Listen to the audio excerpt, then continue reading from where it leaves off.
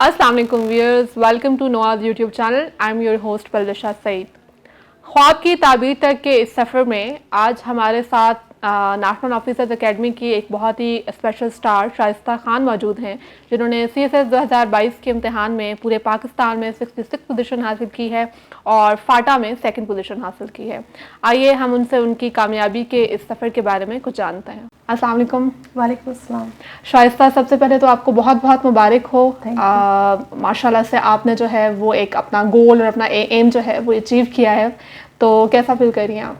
अल्हम्दुलिल्लाह अभी तक तो बहुत अच्छा ही फील हो रहा है। जो फीलिंग्स रिज़ल्ट के डे तक थी अभी तक वही फील हो रही है इस टाइम तक। अच्छा, तो अल्हम्दुलिल्लाह। तो जब आपका रिजल्ट आया तो आप तो ऑब्वियसली खुश होंगी होंगी, आपकी फैमिली का क्या रिएक्शन था? वो भी डेफिनेटली बहुत खुश थे और रिज़ल्ट मेरे जो ब्रदर इन लॉ हैं उन्होंने थोड़ी देर पहले बता दिया था। ठीक है। तो इंडिविजुअली सबको पता चला और सबकी एक्साइटमेंट, अल्हम्दुलिल्लाह ये दिन देखने को मिला कि सब फैमिली मेम्बर्स ने ये जिस चीज़ की चाह थी उनको देखने की वो सबको नसीब हुआ अल्हम्दुलिल्लाह। माशाल्लाह।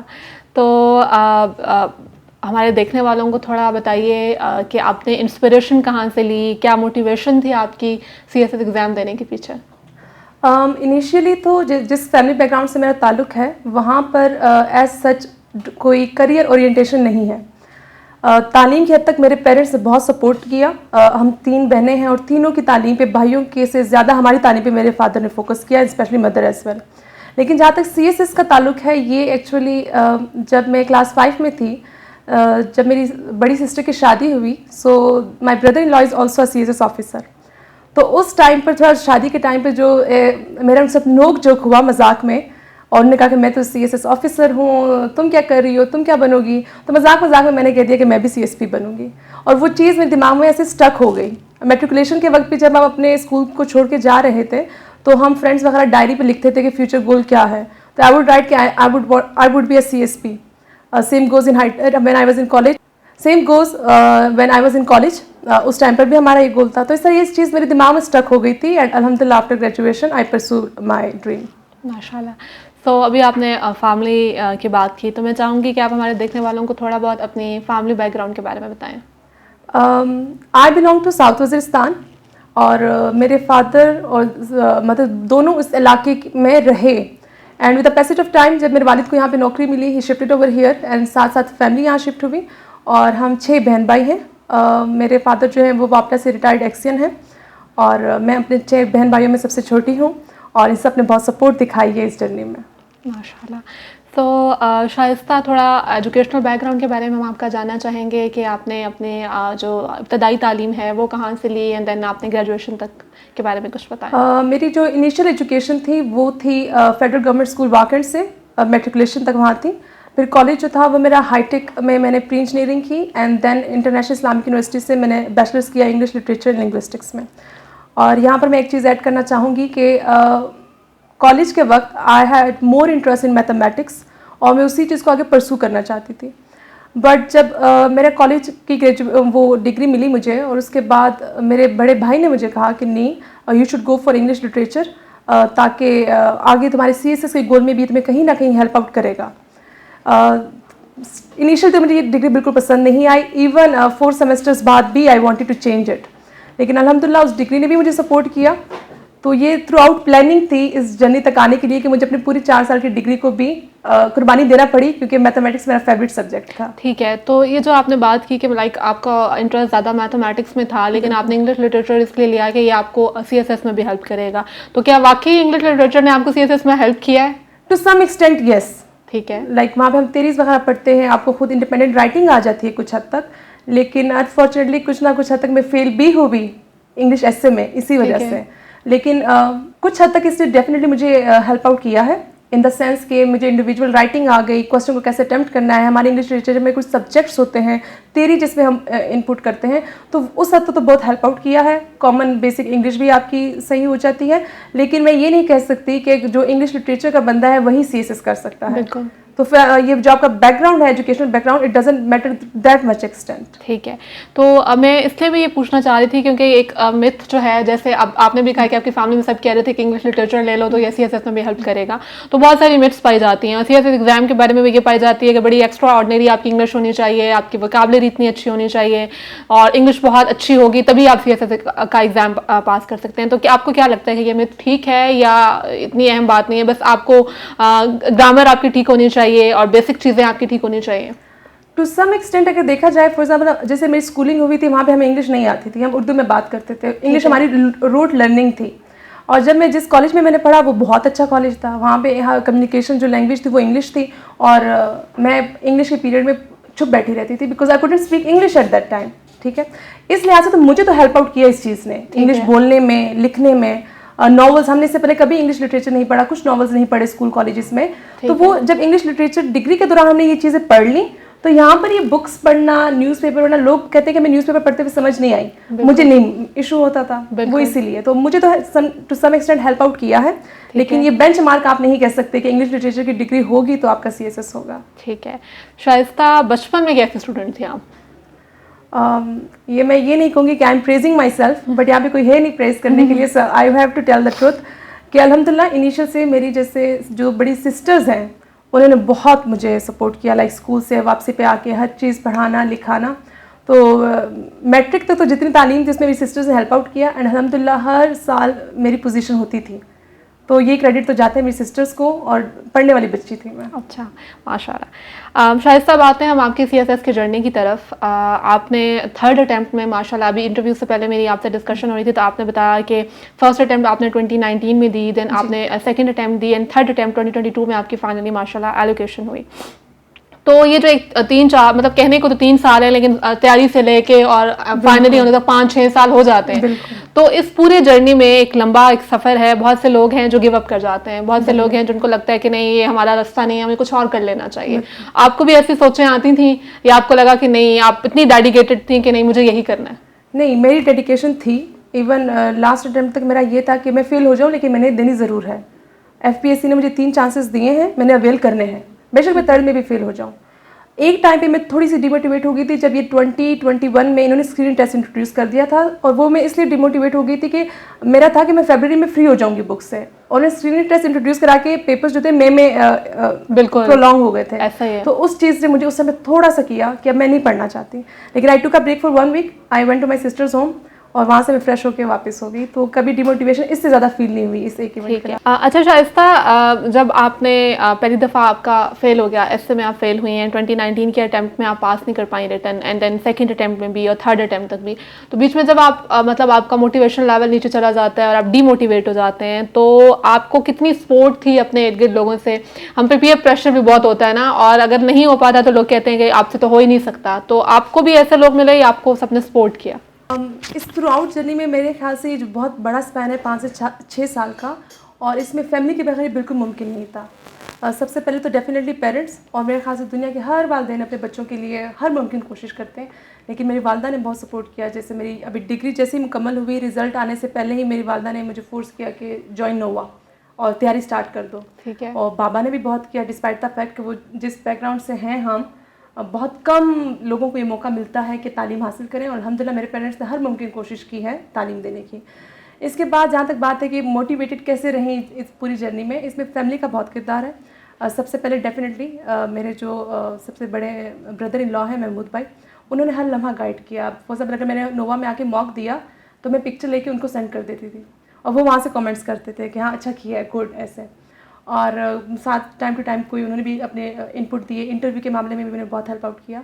और अब जैसे मेरी फर्स्ट अटैम्प्ट फेल हुई तो 2 दिन बाद मेरी दोनों सिस्टर्स घर आ गई गिफ्ट्स लेकर कि बहुत अच्छे मार्क्स आए हैं, खुश हो, नेक्स्ट की तैयारी करो, क्योंकि मेरे मार्क्स 632 थे, तो they wanted to motivate me. भाइयों ने रात के टाइम कुछ ला के रख दिया कि खुश हो जाओ, कुछ नहीं होता। सेकंड अटैम्प्ट, और स्पेशली जैसे 3rd अटैम्प्ट थी, इसमें जैसे मैं अगर सुबह उठ के पढ़ रही हूँ बाहर, तो मेरी भाभी जो है चाय बना के ले आई या कुछ और ले आई, ताकि ये फील फ्रेश मैं फील करूँ। और किसी भी मामले में मुझे घर का प्रेशर नहीं था किसी भी काम का। और स्पेशली जो 6 दिन एग्ज़ाम के होते हैं, इसमें अगर एक भाई ने मुझे ड्रॉप किया है तो दूसरे भाई घर से, ऑफिस से घर जाकर गर्म खाना, चाय, माइलो, ठंडा पानी ये लेके मुझे फीड करवा के फिर वो नेक्स्ट पेपर के लिए भेज देते हैं। और जब अब जैसे रात को मैं नेक्स्ट पेपर की तैयारी के लिए उठी हूँ तो एक भाई का मैसेज आया था कि ऊपर शेक पड़ा हुआ है फ्रिज में, वो पी लेना। तो बहुत ज़्यादा सपोर्ट थी इन सब की। एंड समटाइम्स आई थिंक कि मैं ही बहुत नालायक थी कि ये 6 सालों में इतनी सपोर्ट के बाद मैं 3rd अटेम्प्ट में पास हुई हूँ। और मेरे लिए मोटिवेशन मेरी फैमिली थी, क्योंकि मैं उनके लिए भी अब करना चाहती थी कि उनकी इतनी सपोर्ट रही। माशाल्लाह आपकी फैमिली इतनी सपोर्टिव रही और जितना स्पेशल ट्रीटमेंट आपको मिला, मेरे ख्याल में हर चीज़ इसका एस्पायरेंट जो है वो डिजर्व करता है कि उसको इतना स्पेशली ट्रीट किया जाए। और फाइनली आपने अपनी फैमिली को, मेरे ख्याल में आपकी फैमिली अब आप पे बहुत उनको प्राउड होगा कि finally you have done it. जी। और आप थोड़ा अपनी प्रिपरेशन स्ट्रैटेजी के बारे में हमारे देखने वालों को बताएं। आपने बताया कि पहले आपका एसे जो था वो दोनों अटेम्प्ट्स में फेल था, तो 3rd अटेम्प्ट में माशाल्लाह से आपने उसको पास किया। तो ऐसी कौन सी स्ट्रैटेजी थी ऐसे के बारे में जो आपने चेंज की और देन फाइनली आपने उसको पास कर लिया? एक तो ये चीज़ थी कि हम ऐसे को बहुत लाइटली लेते हैं। हम कहते हैं कि जो सब कहते हैं कि अलग में सब्जेक्ट्स प्रिपेयर कर लें और आप फिर ऐसे प्रिपेयर कर लेंगे एट द एंड, ऐसे नहीं होता। प्रेसी अल्हम्दुलिल्लाह मेरी दोनों अटेम्प्ट से पास थी। वो इसलिए पास थी कि उसको मैंने ड्यू टाइम दिया था जो प्रेसी के पेपर को चाहिए होता है। 3 दिन में बैठ के मैंने एक पूरा पेपर प्रेसी का सॉल्व किया। एक दिन प्रेसी, एक दिन कॉम्प्रिहेंशन और एक दिन जो ग्रामर का पोर्शन होता है। ऐसे को मैंने इनिशियली इतना टाइम नहीं दिया था। एक तो मुझे ये था कि मैंने इंग्लिश लिटरेचर किया हुआ है, तो उस चीज़ ने मुझे मारा इस चीज़ में 1st अटेम्प्ट में कि मुझे था कि मैं लिख सकती हूँ। ओवर कॉन्फिडेंट हो जाते हैं ना आपके, भाई ये तो मेरा सब्जेक्ट है, ये तो हो जाएगा। हाँ, मेरे मॉक्स में भी अच्छे नंबर आ जाते थे, तो आई वाज रिलैक्स्ड इन ऐसे। प्रैक्टिस की थी लेकिन उस हद तक नहीं की। ठीक है। फिर सेकंड में मैंने थोड़ी ज़्यादा प्रैक्टिस कर ली, फिर भी मेरे मार्क्स पहले से कम आए थे। In first I scored 19, in second I scored 5 marks. ठीक है। लेकिन फिर 3rd में ये था कि नहीं, सीरियस लेना है। एंड मेरा टारगेट था कि वीक में एटलीस्ट एक ऐसे मैंने पूरा लिखना है, और वो भी पास्ट पेपर्स का थोरो। और उसमें फिर ये होता था कि कभी एक दिन आउटलाइन बना ली, एक दिन इंट्रोडक्शन लिख दिया और एक दिन फुल ऐसे लिख दिया। ठीक है। तो प्रैक्टिस बहुत की लास्ट टाइम मैंने, और चेकिंग करवाई उसके साथ। चेकिंग कराई। और आपने लाइक एसे को भी प्रिपेयर किया, आपने रिटर्न को खुद ही प्रिपेयर किया था आपने, या कोई ऐसे आपके मेंटर्स थे या कोई टीचर थे जिन्होंने आपसे, जिससे आपने इंग्लिश का एसे का स्ट्रक्चर सीखा और फिर उस स्ट्रक्चर को फॉलो किया? सबसे पहले तो जैसे मेरे घर में एक हेल्प मेरे साथ मौजूद थी, जो मेरे ब्रदर इन लॉ हैं, उन्होंने, वो पाकिस्तान एडमिनिस्ट्रेटिव सर्विस में हैं, तो उन्होंने बहुत गाइड किया हर चीज़ में, सिर्फ ऐसे में हर चीज़ में। उसके बाद अगर हम घर से बाहर की बात करें तो डेफिनेटली 1st अटेम्प्ट में जब मेरी तैयारी थी तो नोवा से थी। और सेकंड में मैंने फिर कहीं से तैयारी नहीं की। 3rd में फिर मैं अपने जो आउटलाइंस थी, इंट्रोडक्शन थी, वो लिख के मैं अकेडमी ले आती थी। सरली से चेक करवा ली, मोस्टली सरली से ही होती थी, कभी कभार मैं नीचे करवा देती थी, क्योंकि 3rd अटेम्प्ट थी तो इतनी रिलैक्स थी बाकी सब के हवाले से, तो सरहदी ने बहुत हेल्प आउट किया उसमें। ठीक है। और ऑप्शनल सब्जेक्ट्स के तरफ आते हैं हम। आपके ऑप्शनल सब्जेक्ट्स थे वो political science, US history, general studies, criminology and Pashto थी। ठीक है। तो आपने जो अपने ऑप्शनल सब्जेक्ट सेलेक्ट किए उनको किन बेसिस पे किया था? इसमें तो एक जो मेरा सब्जेक्ट है पश्तो, ये तो मैंने टोटली इंटरेस्ट बेस किया था। हालांकि मुझे पश्तो सिर्फ बोलना आती थी और लिखना पढ़ना नहीं आती थी। और ये पश्तो जो हमारी है डिफरेंट भी है, वज़ीरिस्तान की पश्तो, ये पेशावर यूसुफ जैसे डिफरेंट है। ठीक है। लेकिन इंटरेस्ट था इस सब्जेक्ट को सीखने में, तो बस अल्फ़ाबेट सीखे। और मेरा घर नोवा से बहुत दूर है, 1.5 आवर डिस्टेंस पर है, तो वो बुक मैं साथ लाती थी और डेली पढ़ती थी ताकि मैं पढ़ना सीख जाऊँ पश्तो को, और फिर लिखती प्रैक्टिस। तो अल्हम्दुलिल्लाह इन 1st attempt I score 69 marks in Pashto. ये सिर्फ मैं इसलिए बताना चाह रही हूँ कि एक सब्जेक्ट जो मुझे नहीं आता था, मेहनत से हो जाता है। अगर आप उसमें इंटरेस्ट है आपका, इंटरेस्ट मैटर्स अ लॉट। और इसके अलावा जो बाकी सब्जेक्ट्स थे डेफिनेटली मेरे ब्रदर इन लॉ ने भी गाइड किया। साथ नोवा की ओरिएंटेशन सेशन में बताया गया कि किस सब्जेक्ट में कितना स्कोप है, कितना कर सकते हैं आप। तो बस शुरू से एक माइंड बन गया था और वो प्रूव करवा के मैंने तैयारी स्टार्ट कर दी। ठीक है। अच्छा, बहुत सारे ऐसे एस्पायरेंट्स होते हैं जो अपना बैकग्राउंड का सब्जेक्ट जो है वो लेते हैं और उनको होता है कि आपको तो खैर आपकी इंग्लिश लिटरेचर ने एसे और प्रेसी के पेपर में हेल्प आउट किया होगा, आपका उसका बैकग्राउंड है, लेकिन बैकग्राउंड का सब्जेक्ट ले लेते हैं कि मतलब इसमें तो हम कर लेंगे, तो कोई मसला नहीं है, सिलेबस कवर हुआ हुआ है और थोड़ा सा हमने इसको देखना पड़ेगा, तो उनके उसी सब्जेक्ट में वो मार खा लेते हैं। तो आपके नज़दीक ऐसी क्या वजह हो सकती है कि कोई अपना बैकग्राउंड का सब्जेक्ट रख भी रहा है, उसमें कॉन्फिडेंट भी है, लेकिन फिर भी वो सब्जेक्ट उसको मार्क्स नहीं दे रहा? मेरा मानना ये है कि वो जो सब्जेक्ट होता है वो हम उसको CSS के पैटर्न के मुताबिक तैयार नहीं करते। ठीक है। और वो सिर्फ आपके बैकग्राउंड का सब्जेक्ट नहीं, आप कोई भी ऑप्शनल उठा लें, कोई भी कंपल्सरी सब्जेक्ट उठा लें, जब तक आप उसका सिलेबस और पास्ट पेपर से क्वेश्चंस ना देख लें, आप उस सब्जेक्ट पास नहीं कर सकते। तो मे भी हम ओवर कॉन्फिडेंट हो जाते हैं कि इस डिग्री को हमने 4 साल दिए तो हमें तो सब आता है बिल्कुल। लेकिन वो CSS एग्जाम में जिस तरह आपसे उस सब्जेक्ट के बारे में पूछा जाता है वो डिफरेंट है हमारी यूनिवर्सिटी के एजुकेशन से। ठीक है, तो डेफिनेटली शाइस्ता हमारे देखने वालों के साथ थोड़ी अपने नोट्स मेकिंग स्ट्रैटेजी के बारे में बताएं कि आपने अपने नोट्स किस तरह से बनाए थे। पहले डिटेल नोट्स बहुत से लोग बनाते हैं, देन एग्जाम के पॉइंट ऑफ व्यू से उनको शॉर्ट बुलेट नोट्स में चेंज कर लेते हैं। तो आपने अपने नोट्स किस तरह बनाए थे? इनिशियली तो जब मैं आई तो अकेडमी की क्लासेस ही मैंने ली और वो टाइम ही बड़ा टफ होता है अकेडमी की क्लासेस का, क्योंकि वीकेंड पे आपकी मॉर्निंग 9 से 6 बजे तक क्लासेस होती हैं कंसेक्टिव, और बाकी दिन भी इतना टाइम नहीं होता था। तो मैं जैसे अकेडमी की क्लास ली और घर जाके मैंने न्यूज़पेपर पर फोकस किया। ठीक है। और वो मुझे याद है कि मेरा फर्स्ट न्यूज़पेपर जो था वो मैं 10 दिन थी कि 12 दिन पढ़ती रही, मुझे समझ नहीं आ रही थी। तो फर्स्ट एंड हाफ मंथ तो बस अकेडमी की क्लासेस ली और चीज़ों को समझने की कोशिश की। ठीक है। उसके बाद मेरा गाइडलाइन, मेरा सिलेबस, पास्ट पेपर्स और जो अकेडमी के नोट्स बने और कुछ बुक्स ले ली। सारी बुक्स मैंने नहीं पढ़ी, कुछ रिकमेंडेड बुक्स पढ़ ली जो मार्केट में अवेलेबल है, कुछ नोवा की पढ़ ली, और उसमें से बहुत इन डिटेल नोट्स नहीं बनाए लेकिन अच्छे नोट्स बन गए थे। और न्यूज़पेपर की बहुत हेल्प ली, हर सब्जेक्ट में हर टॉपिक में न्यूज़पेपर से अप टू डेट मैंने इन्फॉर्मेशन रखी हुई थी। और जब एग्जाम का टाइम करीब आता है, जैसे नवंबर दिसंबर, जब अगर रिवीजन मोड होता है, उसमें मैंने नोट्स को कट ऑफ करना स्टार्ट कर दिया था। बहुत सी चीज़ें मेरी मेमोरी का हिस्सा बन गई थी और उनको मुझे अब नोट्स मैंने डिस्कार्ड कर दिया। ठीक है। तो बहुत प्रिसाइज नोट्स बनाए उसके बाद, और जनवरी में तो मजीद प्रिसाइज करके, ताकि आप एक रात में 2 सब्जेक्ट्स रिवाइज कर सकें। ठीक है। और टाइम को कैसे मैनेज किया आपने, क्योंकि टाइम मैनेजमेंट बहुत इंपॉर्टेंट है किसी भी CSS एस्पायरेंट के लिए। टाइम मोस्टली हमसे मैनेज नहीं होता और बहुत सारा सिलेबस रह जाता है, पेपर्स नज़दीक होते हैं, रिवीजन प्रॉपर नहीं हो पाती। आपने अपना टाइम कैसे मैनेज किया? इसमें या तो मैं लकी थी कि मैं कर सकी मैनेज, क्योंकि मेरी फैमिली की सपोर्ट बहुत ज़्यादा थी। मुझे ना फाइनेंशियल रिस्ट्रेंट था किसी मामले में कि आई हैव टू अर्न, या मैंने किसी चीज़ पे स्पेंड करना है तो मैं कहाँ से लेकर आऊँ। एक तो ये रीज़न मुझे, इसलिए मेरा डिफरेंट होगा बाकी लोगों से। और दूसरा ये था कि घर से भी कोई प्रेशर नहीं था। स्टडीज़ के बाद मेरी अम्मी ही थी, मेरी अभी बैचलर्स की डिग्री हुई, मुझे वो भी नहीं रिसीव हुआ। I didn't have to receive my degree properly at that time. अच्छा शाइस्ता, अब हमने आपसे बहुत सी बातें कर ली हैं आपके रिटन एग्जाम के बारे में, तो अब हम आते हैं FPSC का जो आपका फाइनल इंटरव्यू था उसकी तरफ आते हैं। तो मैं ये चाहूँगी कि आप हमारे देखने वालों के साथ जो आपका फाइनल FPSC का इंटरव्यू था, उस इंटरव्यू के दौरान का कोई यूनिक मोमेंट है वो भी शेयर करें। एंड देन मैं आपसे आपके ड्रेस कोड के बारे में पूछना चाहूँगी। कहा जाता है कि मतलब आपका ऐसा ड्रेस कोड होना चाहिए जब आप इंटरव्यू के लिए जाएँ। तो आप माशाल्लाह से आपने अबाया भी पहना हुआ है और हिजाब भी लिया हुआ है, तो आप क्या कहेंगी? ड्रेस कोड के बारे में भी बताइए एंड अपना यूनिक मोमेंट भी बताएं। पहले हम ड्रेस कोड की बात कर लेते हैं। तो डेफिनेटली जब मैं पास हुई तो मुझे बहुत से लोगों ने कहा रिटन पास करने के बाद कि शाइस्ता प्लीज़ उस दिन अबाया तुमने नहीं पहनना। एंड ये नहीं है कि मैं अबाया लाजमी पहनती हूँ बाहर जाते हुए, लेकिन कहीं पे मैं पहनती हूँ, कहीं पे फैमिली के साथ जा रही हूँ मैं नहीं भी पहनूंगी। जहाँ पे मैं कंफर्टेबल फील कर रही हूँ जिस ड्रेस कोड में, आई वियर दैट। अब मैं कंफर्टेबल इसी चीज़ में थी और मुझे जब कहा गया कि आप लास्ट चांस है, मिस मत करो इस चांस को, क्या पता अबाया की वजह से तुम्हें फेल कर दें या अबाया की वजह से तुम्हारी फॉरेन सर्विस में लोकेशन ना हो। ठीक है। तो वो चीज़ मुझे थोड़ा ट्रिगर किया इस मोमेंट पे कि एक अपीयरेंस के बेस पे मेरी पर्सनालिटी, मेरा नॉलेज, मेरी जितनी चीज़ें हैं वो क्या एक ड्रेस को डिफाइन करेंगी। और फिर मुझे बहुत से मेंटर्स ने भी कहा कि क्या एक दिन के लिए नहीं अबाया नहीं पहन के जा सकती। और ये भी है कि मैं अबाया के बगैर भी जाती आती हूँ, ऐसी रिस्ट्रिक्शन भी नहीं थी कि आपने अबाया पहन के घर से निकलना है। ठीक है। जब मैं कहती थी कि नहीं, the next question would be कि हाँ घर वालों का प्रेशर होगा, घर वाले नहीं छोड़ेंगे, भाई नहीं छोड़ेंगे, तो वो चीज़ें बुरी लगती थी कि इट इज़ माई चॉइस, मैं क्यों वो उनकी इस मिथ को स्ट्रॉन्ग करूँ।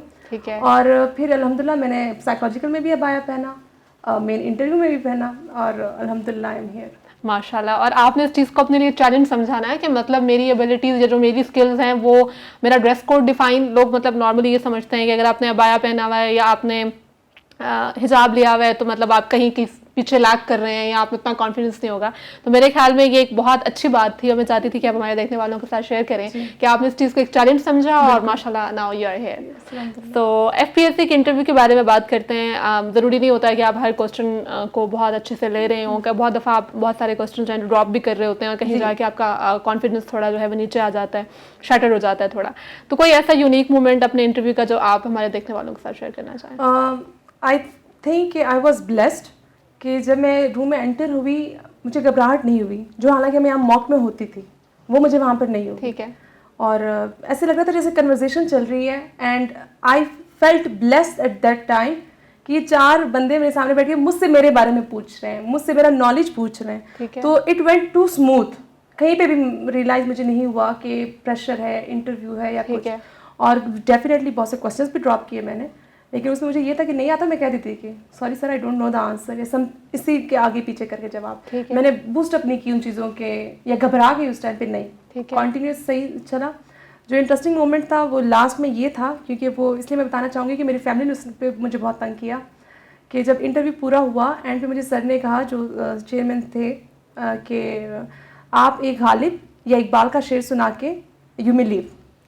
और मैं सुबह जब जा रही थी, मेरे भाई मुझे ड्रॉप कर रहा था, तो बातों बातों में मैंने कहा, कभी कभी ऐसा अजीब सवाल भी पूछ लेते हैं, कभी गालिब का शेर, कभी किसका शेर, इंसान भूल जाए तो क्या करेगा। तो मेरे भाई ने कहा कि क्या करेगा, नहीं आता बोल दो कि नहीं आता। फॉर एग्जाम्पल गालिब इकबाल के शेर नहीं आते तो कह देना कि अगर आप बुरा ना माने किसी और का सुना दूँ। अब मुझे इकबाल के शेर आते थे उस टाइम पे। उस मोमेंट में जब सर ने मुझसे ये सवाल पूछा कि आप गालिब इकबाल का शेर सुना दें, मुझे इकबाल के शेर आते हैं, मैं एक टीचर भी हूँ और बचपन से याद भी किए हैं, और मेरी बहनों ने बहुत मेहनत करा के याद भी करवाए थे स्कूल में। मैंने आगे से ये कह दिया कि सॉरी सर, गालिब और इकबाल का तो मैं नहीं सुना सकती, लेकिन आप माइंड ना करें तो मैं आपको पश्तो लिटरेचर का सुना देती हूँ। तो उन्होंने कहा था बिल्कुल सुना दें और ट्रांसलेट भी कर दें। फिर मैंने गनी खान के 2 शेर सुनाए और ट्रांसलेट किया और मैं निकल आई बाहर। आके मैंने सबको बड़ी खुशी से बताया और सब ने तकरीबन मुझे डांटा, ये नेगेटिव पॉइंट भी हो सकता है कि तुम्हें इकबाल के शेर नहीं आते, ऐसे कैसे हो सकता है, इकबाल के शेर ये वो। मैं कहती हो गया उस मोमेंट में, मैं क्या करती। और उन्होंने माइंड नहीं किया, वो कहते नहीं। तो अल्हम्दुलिल्लाह जब रिजल्ट आया, और वो मुझे कहते थे कि तुम्हारी एलोकेशन पे ही इम्पैक्ट करेगा, ठीक है। लेकिन अल्हम्दुलिल्लाह हर चीज़ स्मूथ रही। अब मैं भी फ्लेक्स करती हूँ उनके सामने कि गनी खान भी हैं कोई। ठीक है। तो अब मैं जानना चाहूँगी शाइस्ता आपसे, नोआ से आपके ताल्लुक़ के बारे में। आपने नोआ कब आई, कब ज्वाइन की, ऑनलाइन स्टूडेंट थी, ऑन कैंपस स्टूडेंट थी, इंटरव्यू की तैयारी की, थोड़ा बताएं इस बारे में। जैसे मैंने पहले भी बताया, नोवा के साथ मेरी जर्नी स्टार्ट हुई 1 जुलाई 2018। ठीक है। उसी वक्त मेरी एग्ज़ाम्स हुए और एग्ज़ाम्स के बाद अम्मी के कहने पे आई जॉइन नोवा। और नोवा जब ज्वाइन किया तो वो रिटर्न का फेज़ था 4 महीने 5 महीने। और यहाँ पे मैं अपने भाइयों को भी मेंशन करूँगी, जैसे मैंने पहले भी बताया, बहुत दूर से मैं आती थी and they would wait outside Nova in July August for 3 hours for 6 hours for me.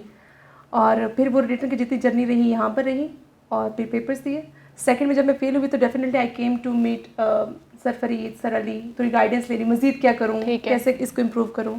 और थर्ड अटैम्प्ट में स्पेशली फिर मैंने अपने एसए की जो आउटलाइंस थी ये और प्रेसी, ये मैं सर अली के लिए ले आती थी। ठीक है। और जाहिर बात है वो भी बहुत बिजी होते थे, लेकिन कहीं ना कहीं अगर टाइम मिल गया तो उन्होंने मुझे एक एसए प्रेसी आउटलाइन चेक कर दी थी। ठीक है। और अभी भी उस दिन मुझे सर ने कॉल पे यही कहा कि शाइस्ता आपकी अभी भी 2019 की प्रेसी मेरे पास पड़ी हुई है, सो कभी अकेडमी लेने आ जाए। ठीक है। तो फिर आपको नोआ ने कितना हेल्प किया आपके रिटर्न में, आपके इंटरव्यू में जो आपने पास किया एंड देन आपकी फॉरेन सर्विस में एलोकेशन हुई, तो आपको क्या लगता है कि एकेडमी ने कितना हेल्प किया आपको आपकी इस जर्नी में? मेरा इस मामले में मानना ये है कि आपकी जो स्ट्रगल होती है उसमें आपको कुछ रिसोर्सेज मिलते हैं और ये आप पर है कि आपने उसको कैसे यूटिलाइज करना है। बहुत से ऐसे लोग होंगे जो अनफॉर्चुनेटली कोई एकेडमी ज्वाइन नहीं कर सकते, ठीक है, या बहुत से ऐसे लोग हैं जिनको कोई और रिस्ट्रिक्शंस होंगी। तो आप ये ना कहें कि एकेडमी के बगैर तैयारी नहीं हो सकती, लेकिन एकेडमी आपकी तैयारी थोड़ी आसान कर देगी।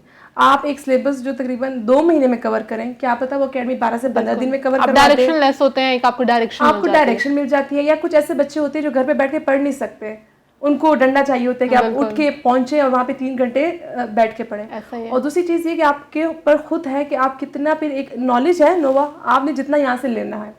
अब फॉर एग्जाम्पल मुझे पश्तो का याद है, मैं लिख के सर आमिर के पास पश्तो के असाइनमेंट्स लेके जाती थी। ठीक है। हालांकि सर आमिर बहुत बिजी सर हैं, वो बस वो एवोल्यूशन के लिए नहीं थे, वो सिर्फ पढ़ाने के लिए यहाँ पे मैं लेक्चर देते थे, लेकिन वो मेरे पे था कि मैं कितने रिसोर्स को यूटिलाइज करूँ। बिल्कुल। तो ना आप टोटली अपने आप रिलाई कर सकते हैं, ना टोटली आप किसी एक रिसोर्स पे कर सकते हैं। ये आप पर मुनस्सिर है कि आप कितना हर जगह से गेन करके पढ़ना चाहते हैं। बिल्कुल।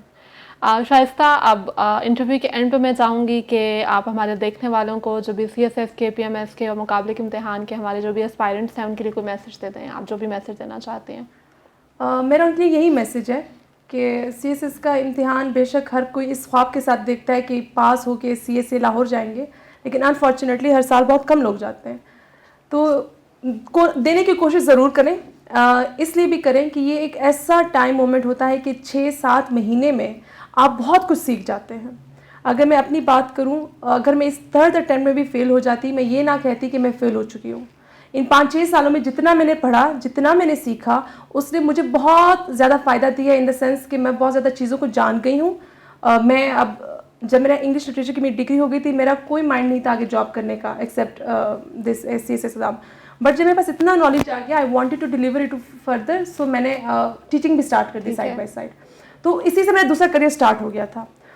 और मैं कहती हूँ कि मेरी 16 साल तालीम एक तरफ, CSS के 12 सब्जेक्ट्स की तालीम एक तरफ।